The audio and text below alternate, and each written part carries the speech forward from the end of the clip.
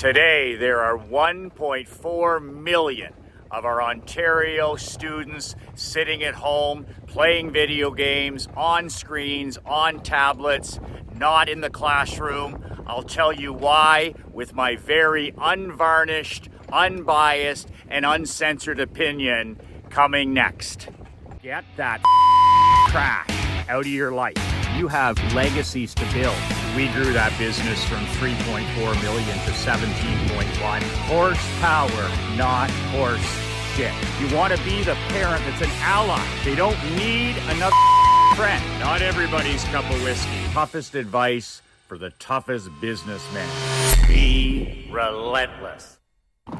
Today in Ontario, I was driving my daughter Emery to school, and I had a little discussion with her.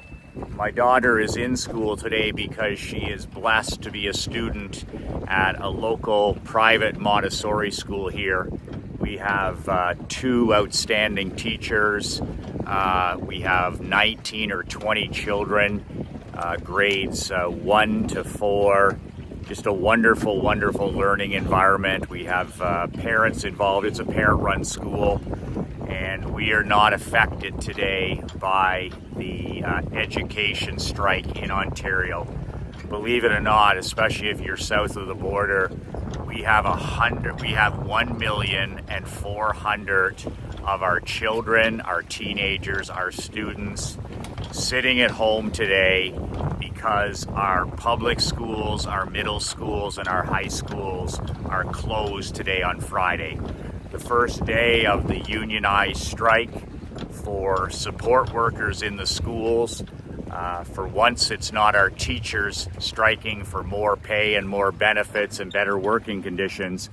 Today, it's the early education teachers, the teaching assistants, even the librarians are on strike, and of course the custodians, the janitors are on strike as well. So there's been rumblings about this since the end of last year.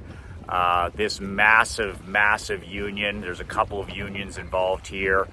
Some of the most powerful, if not the most powerful unions in the entire country have been bullying government, threatening, using our children and our students as pawns, threatening parents. And today they went on strike. 1,400,000 of our students at home today.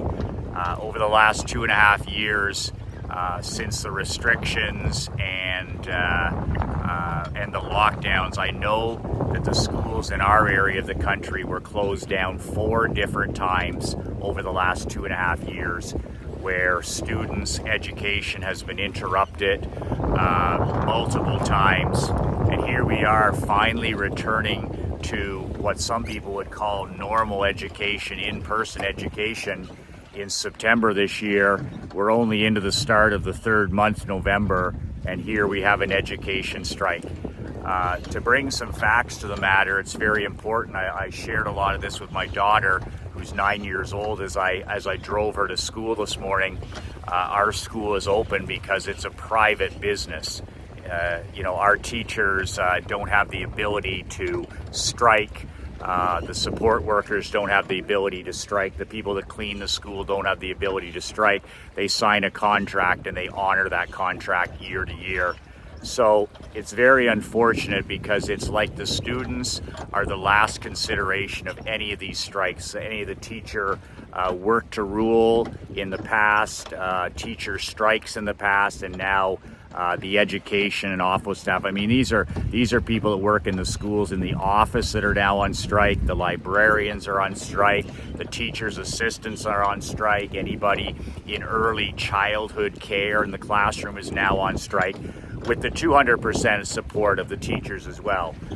So the schools that we own as taxpayers, I mean, we own the schools, I own the schools, you own the schools in your state or province or country as a taxpayer. They're now closed. They're now closed and being held basically at ransom. So the children can't go to the schools, so everything else is canceled.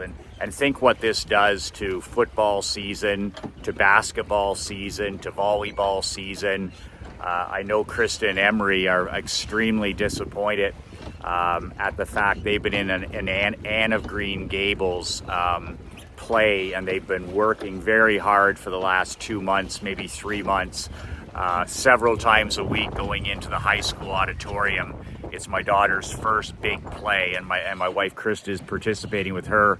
It was all set for the big grand opening in December when they would put on the Anne of Green Gables production, and they got notice earlier this week that the production would have to be rescheduled for January, and we're away in January. We moved to Naples, so my daughter misses out on her play because the schools are closed. They can't use the high school auditorium. My wife, who loves that kind of stuff, has put in all this time working and getting ready for the production. She's lost that opportunity because we'll be away in January. And it's because the schools are closed, because the custodian staff is on strike, because the assistant people are on strike. So, as taxpayers, it's extremely frustrating when we can't use our own buildings that we own. It's something else. I think it's a real reflection of how and why the West is crumbling. When I say the West, I'm talking about the western part of the world. I call it the crisis of comfort. We've completely lost our way in terms of reality.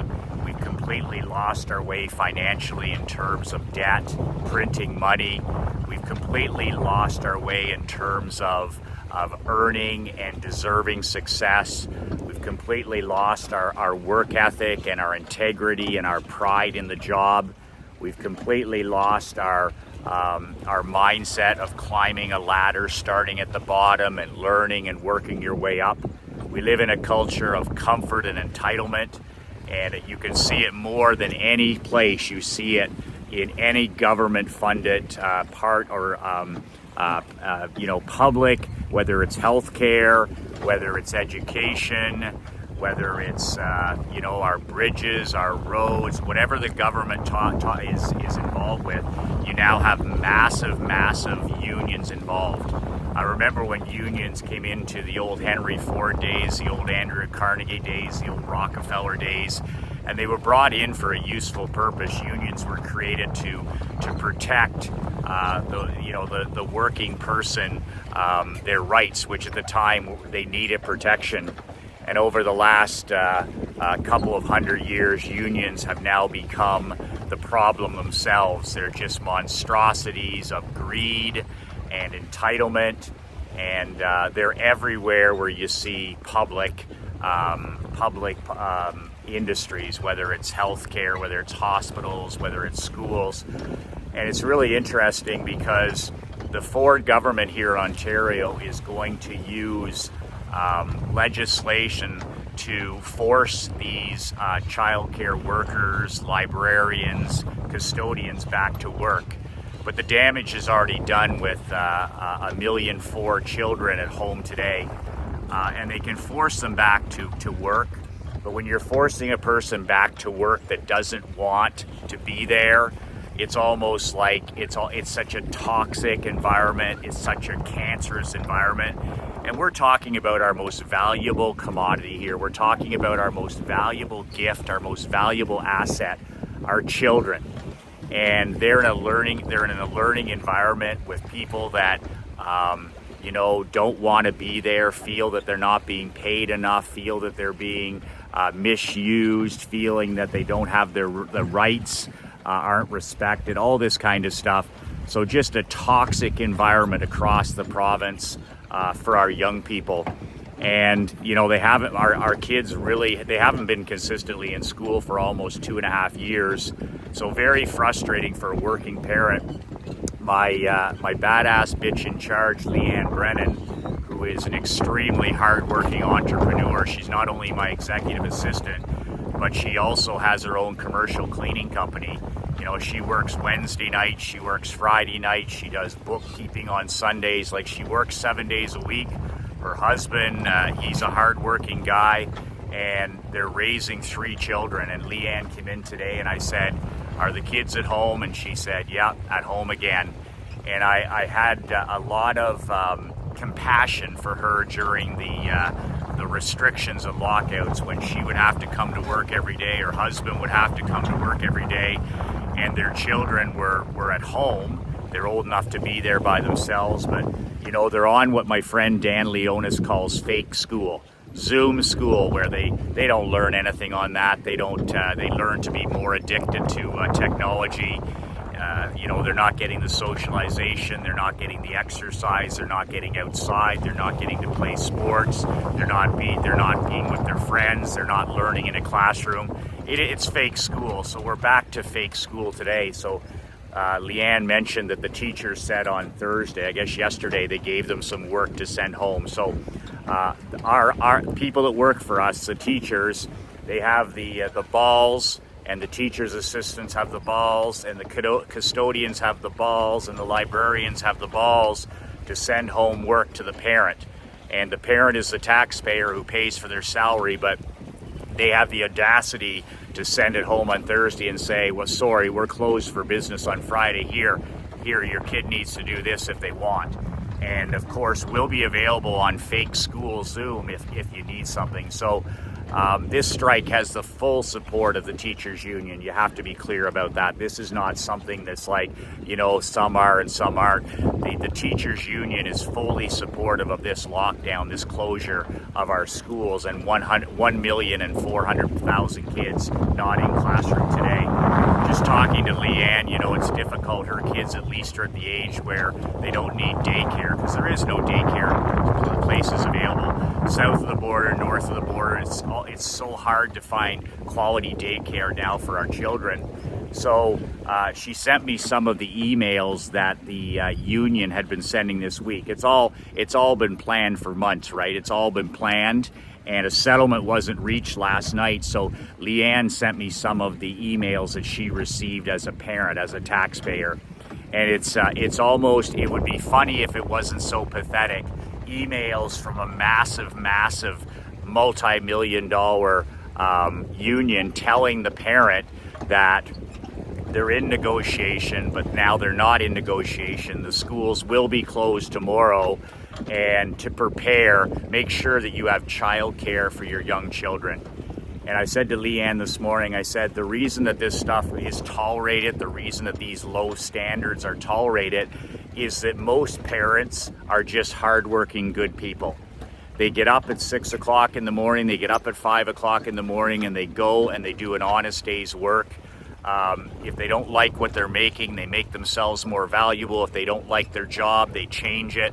Mom and dad work, the kids go to school, but just honest to goodness, hardworking people who don't really have time for politics, don't have time for posturing.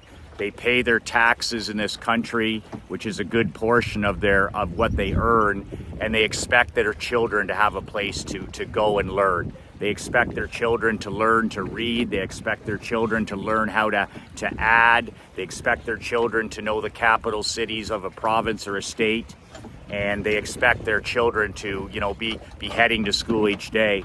And if you had young children this morning, you were scrambling for daycare. And if you didn't have daycare, well, guess who stays home? Mom stays home, or dad stays home, or grandma or grandpa come over and the kids put on a pad, or he's put on a laptop, or they listen to, and out where we are here, internet is sketchy at the best. So most of these kids aren't even on Zoom. They're just, they're playing video games. The grandparents are trying to keep them busy. Everybody's doing their best when 1,000,004 children are out. So it's interesting because my wife, Krista, used to be a school teacher. And when we first started dating 15 years ago, Krista was a high school teacher at the local high school. And like her mom, a very good teacher, had passion for the kids, had passion for teaching. We have some friends that are phenomenal teachers, like even here on the lake. I know one of my badass newsletter members, his wife is one of the most outstanding teachers I've ever met. And I know what she would think of this today. But, they're bullied by the unions. They're afraid to speak out. They're afraid to do what's right. And, she's the type of teacher like my wife where they just love the kids. the money is secondary. It's important. It's a good career, but they went into teaching because they love kids, and they work the 12 and 14 and even 16-hour days, and they make a difference in the child's life. In this case, our friend is a grade 2 teacher, and she's just a phenomenal teacher. And it's interesting, she stays out of the staff room, she told me one time, because it's so toxic with the other teachers. She doesn't want to be in there listening to people that are counting down the days to retirement. She doesn't want to be in there counting down, the hours until there's a strike vote. She doesn't want to be in there listening to work to rule plans where they're going to shut down the sports. They're not going to allow the kids extracurricular activities. They're going to send a message to the government this way or that way. Just toxic environments for our children to be in. So she's one of the many great teachers, but unfortunately, there's far too many teachers who are strictly in it for the money. And they're the ones that always say, it's a dead badass giveaway, right? It's about the children. As soon as somebody says it's about something, as a badass millionaire, it's never about that. It's the old line that, to be honest with you, if somebody says to be honest with you, you know that they're not being honest with you. So I've had many educators say, well, it's for the children, Michael, and they don't give two fucks about the children. They've proven that over the years. The great teachers give a care, but people that would strike and shut down our schools for a million plus of our children today after they just got back after 2 years of disruption, you can't tell me that's in the best interest of the children. Just some numbers to share, because their entire campaign, their entire unionized campaign is a living wage, right? Inflation's up, cost of living is up, so teachers, assistants can't live anymore. They need a living wage. They're starving on the streets. The custodians, they can't make ends meet anymore. They're starving on the streets. They need a living wage. The librarian that's making $50,000 to $70,000 a year is starving on the street. And you have to remember that most of these people, not all of them, they come with a full benefits to the day they die. It comes with full medical benefits, full dental benefits. Some of the policies have life insurance, depends on the job. But we're talking about people today that are on strike that are making anywhere at the lowest end around $32,000 plus the benefits, plus the 2 months off in the summer, plus the 2 weeks off at Christmas, plus March break, and plus the fact that you signed up and signed a contract for this job.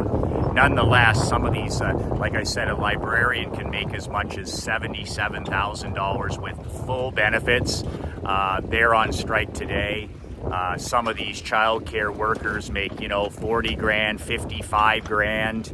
Teachers' assistants anywhere from 32 to 38,000 to 40,000. So there's no climbing the ladder anymore. There's no earning your way. It's just, I want more money. And it's interesting how this is never negotiated in the summer, right? It's all planned. We get everything going for 2 months. We get the sports going. We get the theater productions going. We get everybody in the routine of being back to school. And then we purposely pull the carpet out from underneath the parents, the taxpayers. I said to Leanne today, I said, the reason this happens is because parents like us do nothing. It'll stop when we say it stops. This isn't about the government, and this isn't about teachers, and it's not about educators, and it's not about custodians. This will all end when we say it ends. It's the same with the restrictions and the lockdowns. I said this will end when we say it ends, when we've had enough. And most people just don't put it two and two together, and they don't realize that the teachers are our employees. I'm a taxpayer. Leanne's a taxpayer. My wife Krista's a taxpayer. Teachers are our employees. They work for us. We pay their wage. We pay their salary. We pay their benefits.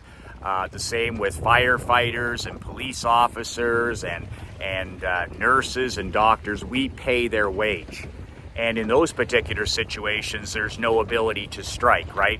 The police officers are not going to, someday just say, if you don't pay me more, then I'm just going to strike. You don't see our police officers pulling that childish nonsense. You don't see our firefighters going out on strike. You don't see our military going out on strike. You don't see our entrepreneurs like you just saying, well, you know what? I don't like my paycheck. And I'm just going to do something different. Right? I'm just going to quit right now. So very interesting. The entitlement is it's offensive how the levels of the entitlement. So you have all these important jobs like policing and firefighting and healthcare where they don't have the ability to strike. And of course, being entrepreneurs and businessmen, we don't have the ability to strike at all. We have to earn and sign our own paycheck, even if you get one at all. And here we have probably the most important job in the country, working with our children. What's more important than teaching our young people our greatest gift? And they still have the ability, the right to strike. And we've had multiple teacher strikes in the last 25 years in this province. It's always on the table. Work to rule. We're going to strike. We want more money. The government caves in. They're happy for a year or two. Then we want more money. We want more benefits. We want smaller classrooms. It's endless, right? And it makes me think this morning when I was out on my walk, I said, you know what this whole situation needs? More than just a come to Jesus moment.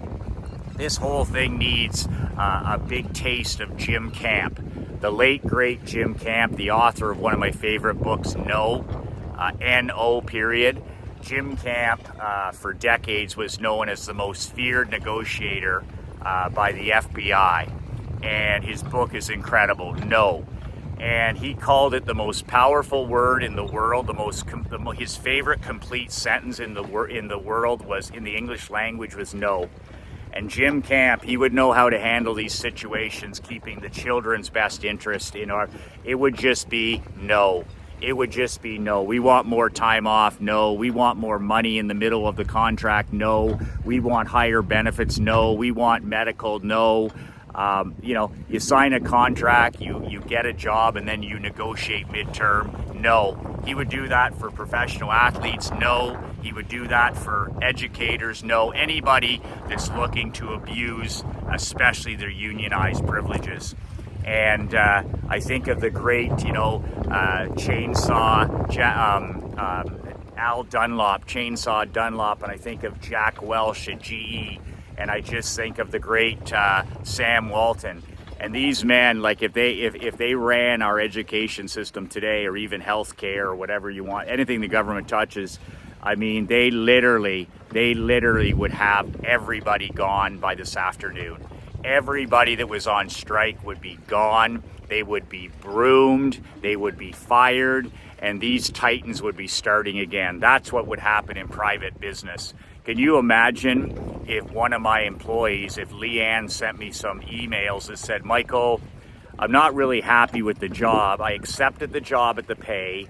I accepted it at the vacations that you're going to get. I accepted the money you're going to pay. But I'm just warning you that I'm probably going to go on strike a week from this Friday.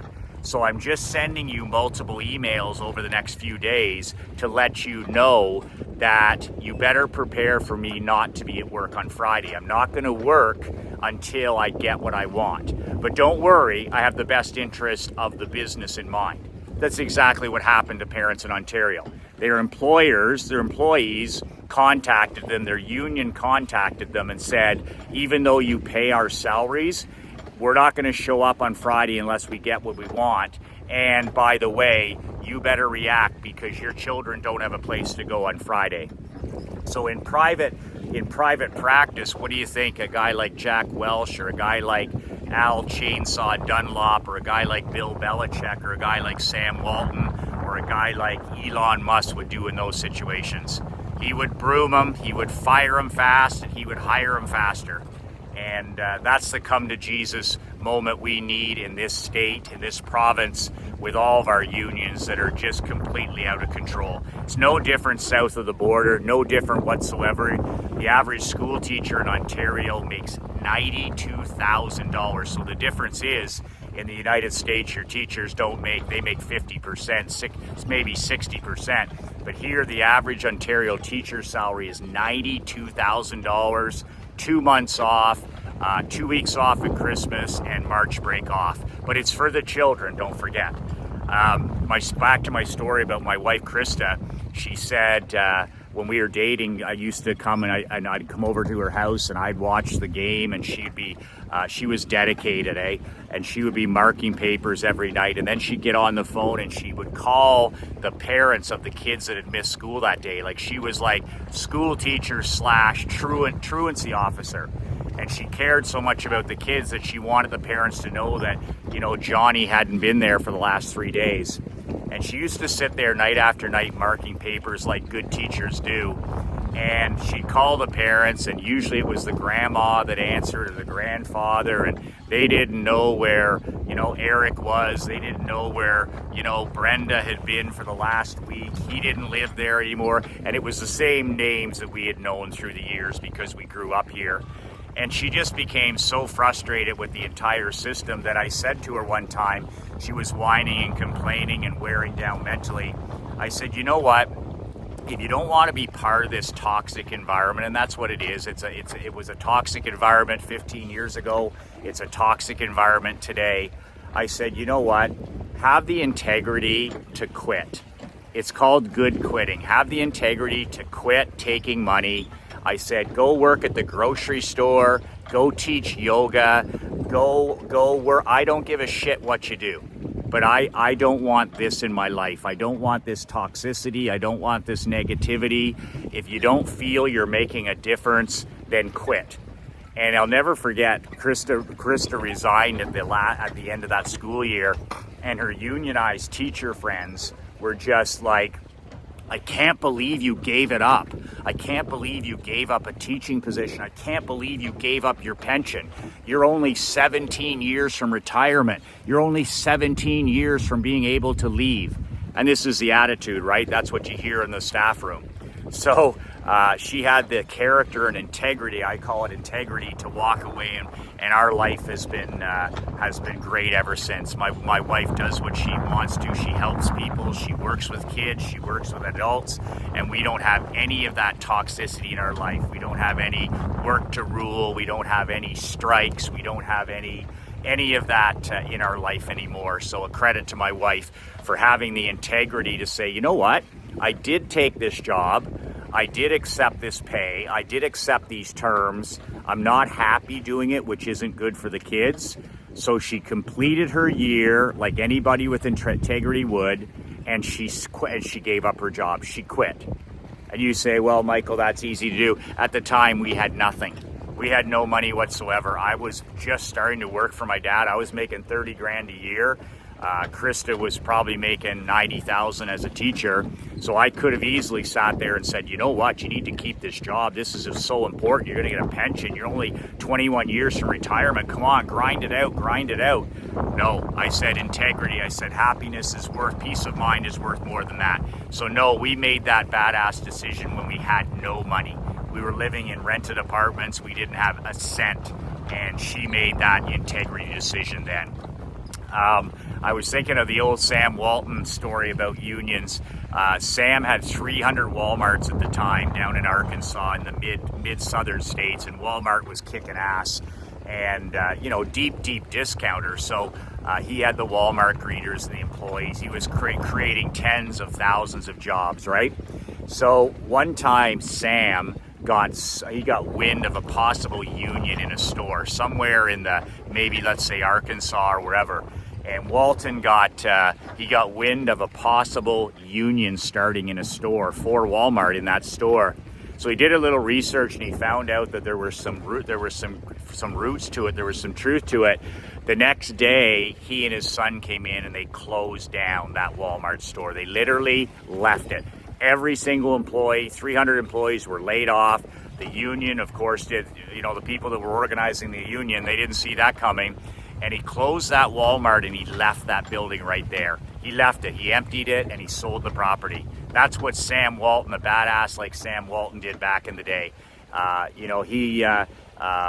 he just would have none of it. He would have none of that entitlement in his life. And what I call it a clown show now is that it's interesting. So I'm a serious student and you're a serious student. So for me to coach hockey, as an example, I've coached hockey for 22 years. For 15 of those 22 years, I've never taken $1. When I coached the Blue Wings, I never took $1. When I coach minor hockey, I don't take $1. When I coach skating now, I don't take $1. When I coach power skating, I don't take $1. The only time I ever made money was in the 2.5 years that I coached pro. The rest of the time I volunteered my time. And I go into it understanding that I'm not going to make money. It's going to cost me money. And I'm in it for the kids because I love the kids and I love coaching. So it's a win-win for me. I love it and they love it and I love doing it. Same thing for, I signed up, I started a barbershop. I know how much money we're going to make. I know how much money we're not going to make. I know how much money I got to bootstrap. Same with our badass business here, Marc-Andre and I and Leanne. I realized, I got to bootstrap it for $400K. It's going to take 2 years to turn a profit. I'm not going to take a paycheck out of this for 2 years. Marc-Andre's he's gonna have to work 18-hour days. Leanne's gonna have to work 10 and 12-hour days. They sign up, they say yes, and those are the conditions. And if they don't like it at any time, the same as if I don't like it, I can just have the integrity to quit and go. But we sign up and we follow through. And then if there is fruits of our labor at the end of the rainbow, well, there's fruits of our labor. But there's certainly no guarantees. But what's amazing is when you talk to so many people in the education system in the United States or Canada, it's no different. They talk about, I need this, I need this. I've got 30 years of experience, Michael. I've got 30 years of teaching. I'm like, fuck, you have 30 years of teaching. You have 30 years of the same year teaching. You're not dedicated to reading. You're not dedicated to study. You're not a serious student. You're not investing financially. You're not investing your time. You're not studying all the time, 12 months a year to be a better teacher or coach. You're not. You're simply not. So no, you don't have 20 years of experience. No, you don't have 30 years of experience. You have 1 year of experience over and over again 30 times. Big difference, right? So I have 31 years in business of experience, but those have been 31 different years because I have never stopped reading. I have never stopped studying. I have never stopped listening. I have never stopped being a serious student for 31 years.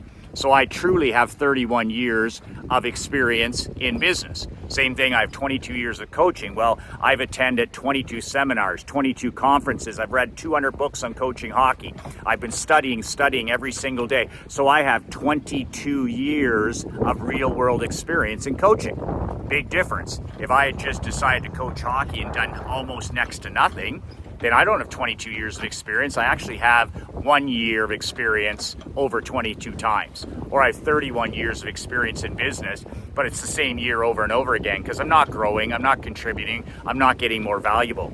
So valuable is a word that the strike people hate, right?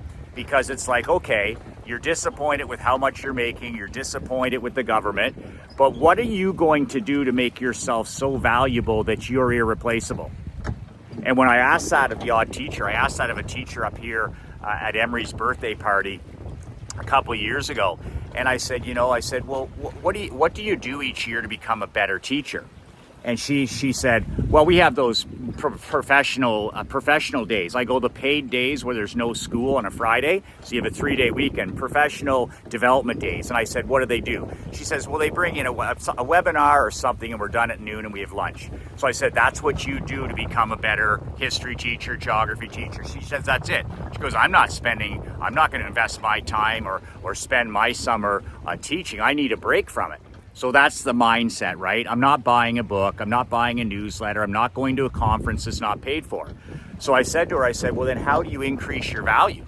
She goes, well, just experience. I've been teaching for 17 years. I have 17 years of experience. I said, you don't have 17 years of experience. You have 17 years of the same year over and over again. She goes, well, it doesn't make any difference, Michael, because I don't read. And that was the statement. A teacher making $92,000 a year, I don't read. And this is the difference. This is the value versus entitlement mentality, right? Like if I don't make myself more valuable every day, if I don't study and read and live this, then you're not going to watch my videos. You're not going to open my emails. You're not going to buy my book. If I don't make myself more valuable every day, you're not going to join my mastermind. You're not going to subscribe to my newsletter. Because why? I'm just the same guy every day. So if I'm not creating value, if I'm not investing my money and time in becoming the best version of myself so that I have new ideas to share with you every day, well, I deserve to starve then. I literally deserve to starve. I sign my own paycheck with value. I can tell you how valuable I am by my paycheck.